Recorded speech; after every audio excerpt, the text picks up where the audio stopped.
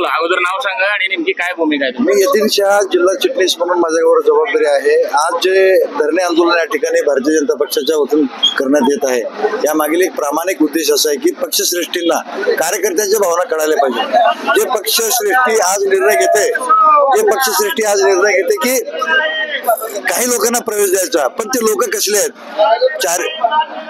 चारित्र्य त्यांचं बाद आहे, भ्रष्टाचारी आहेत, कलंकित आहेत, अशा लोकांना जर पक्ष प्रवेश देत असेल ते कुठेतरी चुकीचं आहे।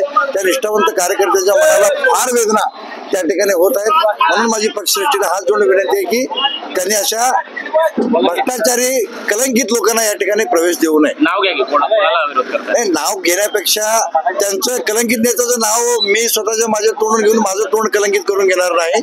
हे सगळ्या जगाला माहिती आहे तो कलंकित नेता कोण आहे। अशा नेत्याला प्रवेश देणं हे फार चुकीचं आहे। पण पक्षवाढीसाठी मुख्यमंत्र्यांनी जी भूमिका घेतली, त्यामुळे मुख्यमंत्र्यांच्या भूमिकेला तुम्ही विरोध नाही? पक्ष विस्ताराला, पक्षवाढीला आमचा कार्यकर्ता म्हणून अजिबात विरोध नाही, पण नेते जरी निवडून घ्या। इतके वर्ष मी भारतीय जनता पक्षामध्ये 15 वर्षाला काम करतोय, कार्यकर्ता म्हणून काम करतोय की असे नेतेच मी बघितले नाही की ते आता प्रवेश करतायत।